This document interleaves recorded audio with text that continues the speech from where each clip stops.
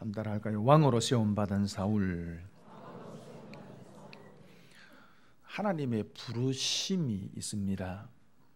어떤 일이나 또 어떤 사역이나 또 직업으로 하나님께서 부르십니다.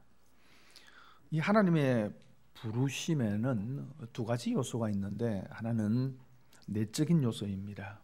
본인 스스로가 하나님께서 이 일로 이 사명으로 나를 이끌어 주셨다라고 본인 스스로 내적으로 확신하는 요소가 하나 있고요.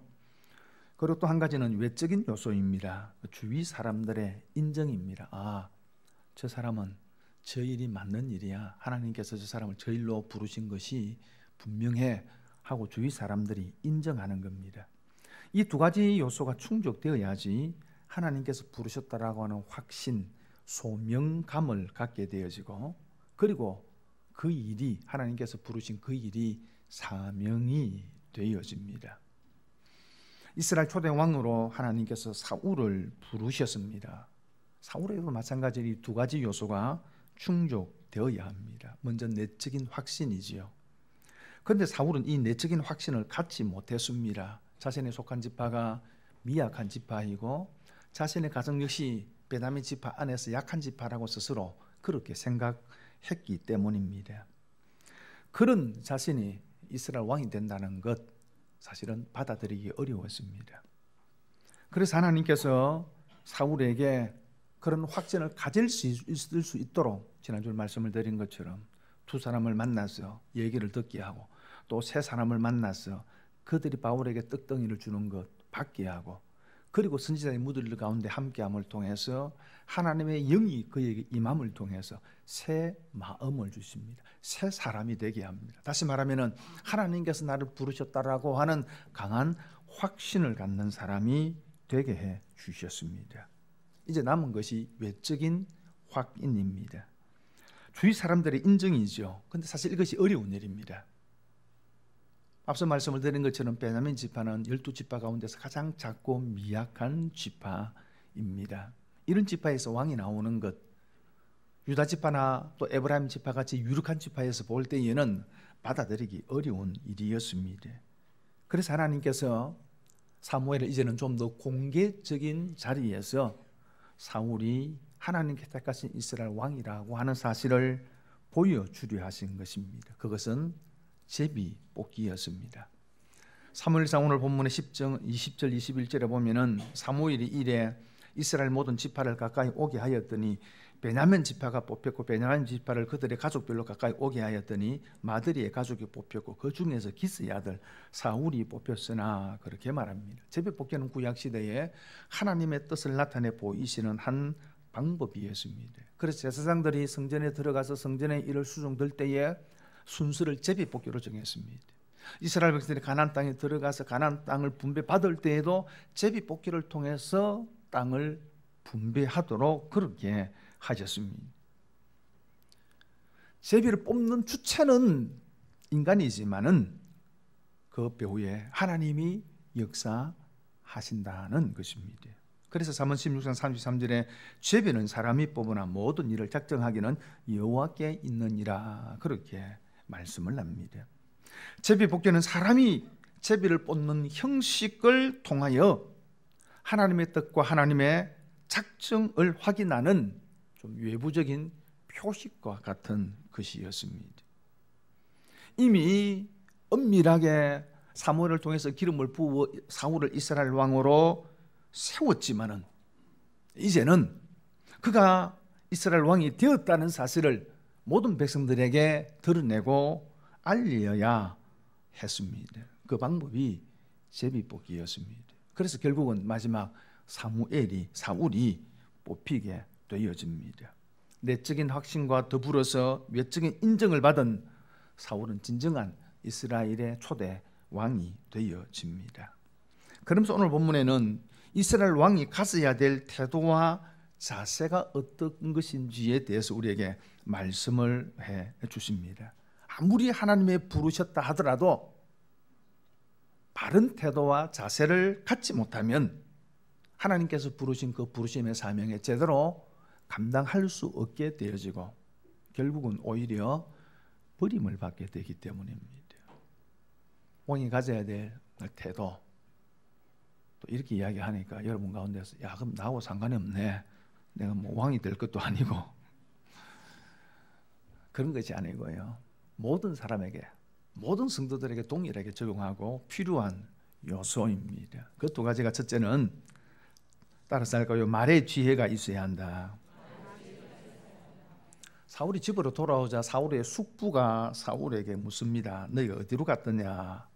사무엘을 만났습니다 라고 이야기하니까 숙부가 질문합니다. 그래, 사무엘이 너희에게 무엇이라고 이야기하더냐 하고 질문한 겁니다. 분명히 선지자 사무엘을 만났다면 사무엘이 사울에게 어떤 은밀한 얘기를 하지 않았겠느냐라고 하는 생각을 가졌던 것 같습니다. 그런데 16절에 보니까 사울이 그의 숙부에게 말하되 그가 암나귀들을 찾았다고 우리에게 분명히 말하더이다 하고 사무엘이 말하던 날의 일은 말하지 아니하니라 라고 말씀합니다. 그러자 사울이 대답합니다. 우리가 사무엘을 찾아가니까 암나귀를 분명히 찾았다고 이야기를 했습니다.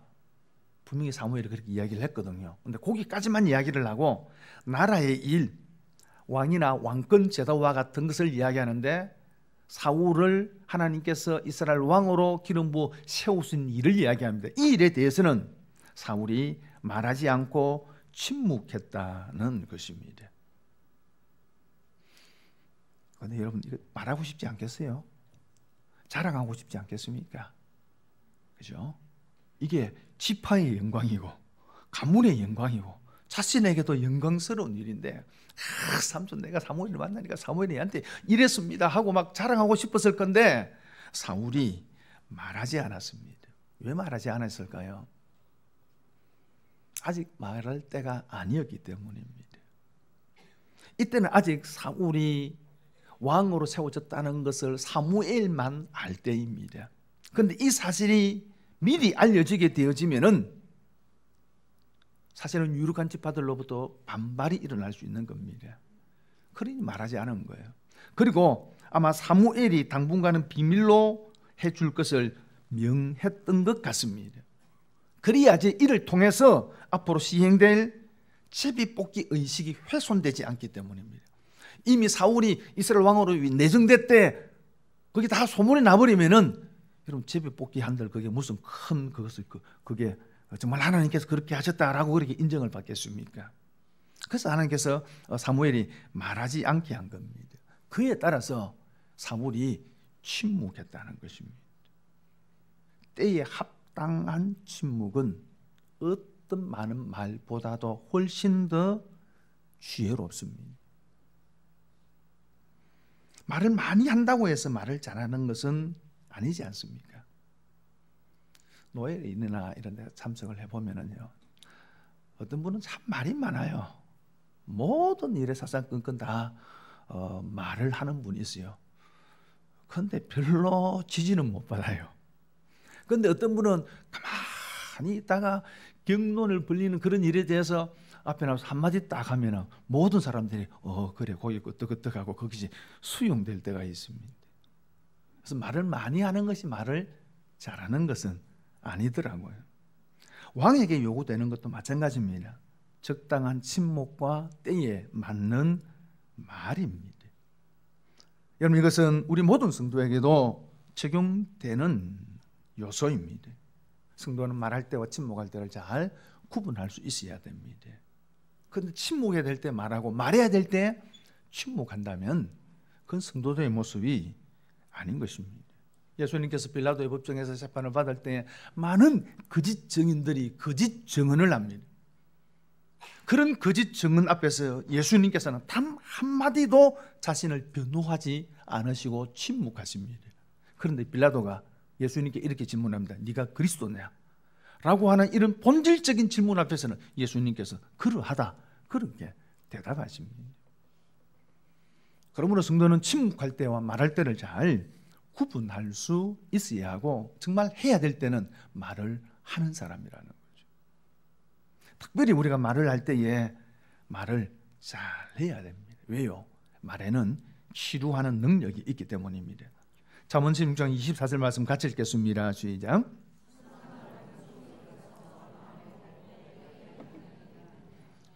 선한 말은 꿀송이 같아서 마음에 달고, 마음 달다라는 말은 마음의 병을 고친다 그 말입니다.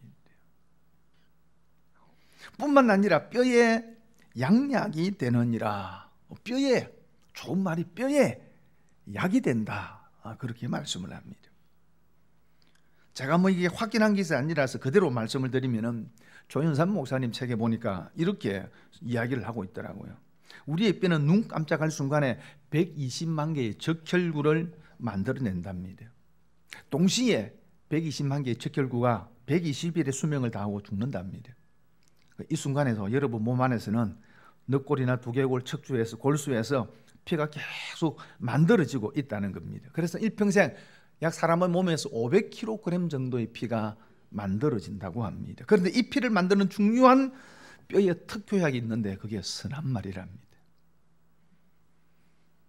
그 말이 가장 좋은 보약이 된다 그 말입니다. 그리고 잠언 18장 20절과 21절에 사람은 입에서 나오는 열매로 말미암아 배부르게 되나니 곧 그의 입술에서 나오는 것으로 말미암아 만족하게 되느니라. 죽고 사는 것이 혀의 입에 힘에 달렸나니 혀를 쓰기를 좋아하는 자는 혀의 열매를 먹으리라, 그렇게 말합니다. 배부르다, 만족하고 행복한다 그 말입니다. 행복하고 불행하는 것이 말에 달려 있다는 거죠. 더 나아가서 죽고 사는 것, 그것 역시 말의 힘에 달려 있다, 혀의 권세에 달려 있다, 그렇게 말씀합니다. 여러분의 한마디의 말에 사람이 살아날 수 있고 여러분의 한마디의 말에 사람이 죽을 수도 있다는 거지. 더 나아가서 우리가 하는 말대로 된다는 겁니다. 하나님께서 우리 입에 나오는 말대로 되게 하신다는 겁니다. 민수기 14장 28절에 그들에게 이르기를 여호와의 말씀에 내 삶을 두고 맹세하노라. 너의 말이 내 귀에 들린 대로 내가 너희에게 행하리니, 너희 말이 내 귀에 들리는 대로 내가 그렇게 행할 것이다. 죽겠다, 그러면 죽게 하겠다는 겁니다. 살겠다, 그러면 살게 하겠다는 겁니다. 말 잘하십시오. 제가 차가 다니는 차가 앞범퍼 뒷범퍼 좀 많이 상해 있었습니다. 끓기기도 하고 제가 받기도 하고 누가 와서 받고 오히려 가기도 하고. 그래서 아마 봄인가 들리기를 차량부에서 목사님 차를 좀 이렇게 수리하고 뒤에 좀 깨끗하게 하면 안 되나, 그 얘기가 들리더라고요. 그래서 제가 놔둬라 그랬습니다. 어차피 끓길 거 타고 다니다 보면 또 어차피 어디 받치고 끓을 거 뭐 자꾸 뭐 해가지고 뭐 하겠나. 그리고 나서 제가 한마디 했습니다. 그러다가 누가 뒤에서 슬쩍 박아주면은 그때 깨끗하게 고치지. 그런데 2주 전에 제가 결혼식 참석을 하고 하늘생교 앞 신호등에 신호를 대기하고 있는데 뒤에서 뭐가 쿵 하고 받는 거예요. 이게 뭐고 다행히 제가 뭐 크게 몸은 다치지 않았는데 뒷범부와 트렁크를 조금 찌그러 놔가지고 깨끗하게 수리해서 세차같이 되었습니다. 그러면서 제가 뭘 생각했냐니, 말 잘해야 되겠다. 살짝 받치면이라 해서 살짝 받쳤어. 더군다나 저를 받았던 그 차가 경차였습니다. 근데 큰 기 쿵 하고 받았으면은 어떻게 되었을까, 그 생각을 하면서 참 말 잘해야 되겠다, 그런 생각을 했었습니다. 여러분 말 잘하시기를 바랍니다. 치료하는 말, 사람을 살리는 말 하시기 바랍니다. 아니면 침묵하십시오. 그게 훨씬 더 좋은 말입니다. 그리고 또 한 가지는 이스라엘의 왕정 제도를 이해해야 했습니다. 이게 무슨 얘기냐 그러면은 하나님께서 사무엘을 통해서 제비 뽑기를 통해서 사울을 이제 모든 백성들 앞에서 왕으로 세우심을 공개적으로 보여 드러나게 해 주셨는데 그 장소가 어디냐 그러면 17절에 보니까 사무엘이 백성을 미스바로 불러 여호와 앞에 모으고 그렇게 말씀을 합니다. 미스바 기억하십니까? 어떤 곳입니까? 이스라엘 백성들이 우상을 섬기고 하나님을 떠났던 그 죄를 회개한 자리입니다.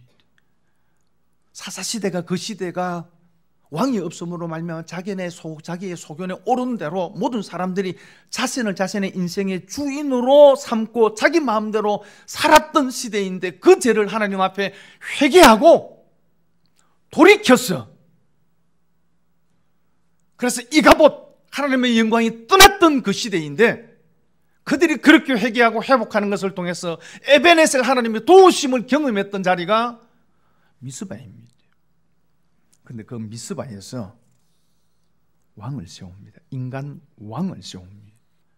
하나님만이 참된 왕이심을 인정한 곳에서 이제는 인간 왕이 세워집니다. 하나님께서 그들의 요구를 들어주셔서 왕을 세워줬지만은 하나님의 마음이 편치는 않았습니다. 그래서 19절에 보니까 너희는 너희를 모든 재난과 고통 중에서 친히 구원하여 내신 너희의 하나님을 오늘 버리고 이르기를 우리 위에 왕을 세우라 하는도다. 그들이 인간 왕을 요구하는 것 자체가 하나님을 버린 것이라는 것입니다. 하나님의 왕되심을 인정하지 않는 것이라는 것입니다. 하나님에 대한 배신이라는 것입니다.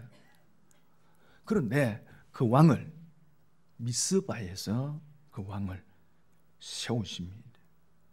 부흥의 진원지가 세상 권력이 시작되는 현장이 되어버렸습니다. 이런 일들이 오늘도 우리 속에 얼마든지 벌어질 수 있는 거죠. 은혜로 시작한 일이 욕심으로 끝날 때가 있습니다. 하나님을 예배하고 하나님의 임재의 현장인 이 교회당에 인간의 욕망을 채워주는 장소가, 도구가 될 수가 있는 겁니다. 예수님 시대의 성전이 그러했습니다. 그래서 예수님께서 성전에 장사하는 자들을 쫓아내면서 뭐라고 말씀합니까? 너희가 이 성전을, 이 기도의 장소를 도적의 소굴로 만드는도다. 교회가 딱 하나 붙들어야 될 것은 하나님의 말씀인 줄 믿습니다. 교회가 흥망해야 될 것이 하나님의 말씀이고, 그 말씀 안에 우리 모두가 엎드려야 하는 것입니다. 하나님만이 우리의 주인이시기 때문입니다. 그런데 왜 사무엘은 하나님은 미스바에서 인간 왕을 세우라고 말씀하십니까? 기억하라는 것입니다. 잊지 말라는 것입니다. 비록 그들의 요구대로 왕을 세우지만은 이스라엘의 참된 왕은 하나님이시라는 것입니다. 우리의 인생의 참된 왕은 예수 그리스도이시라는 것입니다. 그것 잊지 마라. 그래서 이스라엘 왕이 가져야 될 자세는, 내 위에, 내가 이스라엘 왕이지만 나 위에 또 다른 온 세상을 다스리시는 참된 왕이신 하나님이 살아계시다는 사실을 인정해라 하는 것입니다. 그래서 그 하나님 앞에 늘 겸손하게 그렇게 살아가야 하는 것이 왕이다. 그것 역시 그게 성도의 살아가는 모습이라는 것입니다. 그러므로 언제나 왕 대신 하나님을 인정하고 여러분의 인생의 주인을 하나님으로 삼고 그 하나님 인도하심과 그 하나님의 다스림 속에서 살아가는 저와 여러분들 될 수 있기를 바랍니다.